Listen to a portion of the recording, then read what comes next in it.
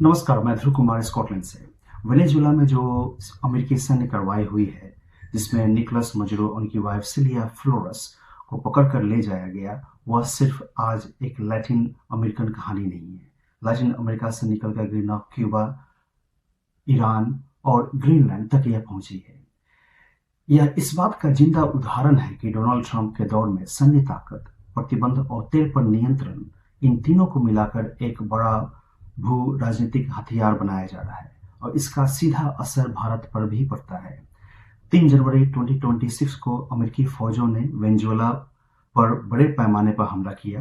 उनकी air defence व्यवस्था को निष्क्रिय कर दिया गया और वहां पर एक खास ऑपरेशन चलाकर मजुरो और उनकी वाइफ सिलिया फ्लोरेस को शारीरिक रूप से पकड़कर अमेरिका ले गए।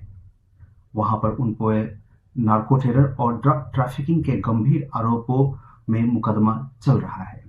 वाशिंगटन का दावा है कि यह एक भ्रष्ट तानाशाह के खिलाफ कानून लागू करने की कार्रवाई है, लेकिन जरा गहराई से देखिए, मामला सिर्फ इतना नहीं है। असली सवाल यह है कि दुनिया के सबसे बड़े तेल भंडारों में से एक पर, और वेनेजुएला जहां पर सबसे बड़े तेल भंडार हैं, उन पर किसका नियंत्रण होगा। कल रात डोनाल्ड ट्रंप की सारी तेल कंपनियों के साथ में मीटिंग हुई और वहां से यह स्क्रिप्ट क्लियर आती है कि 21वीं सदी में हस्तक्षेप के नियम उनके हिसाब से लिखे जाएं। यह कोई एक बार की भावनात्मक हरकत नहीं है। ट्रंप बार बार कोशिश करते रहते हैं कि अमेरिकी ताकत को राजनीतिक रियल एस्टेट और दबाव के साधन में बदला जाए। हम सब ने देखा है कि ग्रीनलैंड को खरीदने की बात हो रही है ताकि अमेरिका आर्कटिक में अपनी मौजूदगी बढ़ा सके और अहम खनिजों और समुद्री मार्गों पर पकड़ भी बना सके। यह भी क्लियरली देखा गया है कि क्यूबा और ईरान पर अधिकतम दबाव की मुहिम, प्रतिबंध, गुप्त कार्रवाई और धमकियों के जरिए बिना किसी औपचारिक युद्ध घोषित किए हुए भी उनकी अर्थव्यवस्था को जकड़ दिया गया है। तो चले हम इसको देखते हैं कि यह संदेश क्लियरली अमेरिका द्वारा दिया गया है, तो दूसरे तेल से भी अलग हटके भारत पर भी इसका कंप्लीट और डायरेक्ट इम्पैक्ट पड़ता है। भारत के लिए 3 बातें बहुत क्लियर है।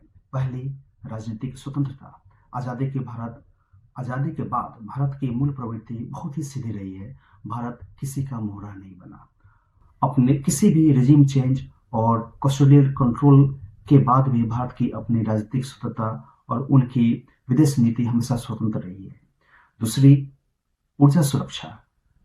कभी भारत वेनेजुएला के भारी क्रूड तेलों पर अपनी जटिल रिफाइनरी के तहत काफी हद तक निर्भर था, लेकिन जैसे ही अमेरिकी प्रतिबंध और हाई टैरिफ इंडिया पर पड़े, भारतीय कंपनियां वहां से मूलतः अमेरिकी गेट के नीचे नहीं काम करना चाह रही थी और वहां से अपने यहाँ आ गई, जिससे हमारे निर्यात पर डायरेक्ट इम्पैक्ट पड़ा।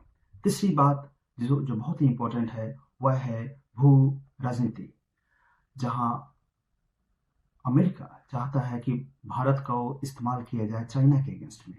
चाइना के टेक्नोलॉजी, उनकी वर्कफोर्स और सबसे इम्पोर्टेंट है कि इंडो पैसिफिक तक भारत को चाइना के अगेंस्ट में खड़ा किया जाए। लेकिन दूसरी तरफ अमेरिका का रुझाव और उनका इंक्लिनेशन जो है वो पाकिस्तान टेरर फंडिंग की तरफ भी है। तो इन दोनों मुद्दों पे, जहाँ पे इंडो पैसिफिक में कंट्रोल करना, चाइना और पाकिस्तान की एक कड़ी है वहां पर, तो आखिर इन सारे दबाव के बीच में भारत को क्या करना चाहिए।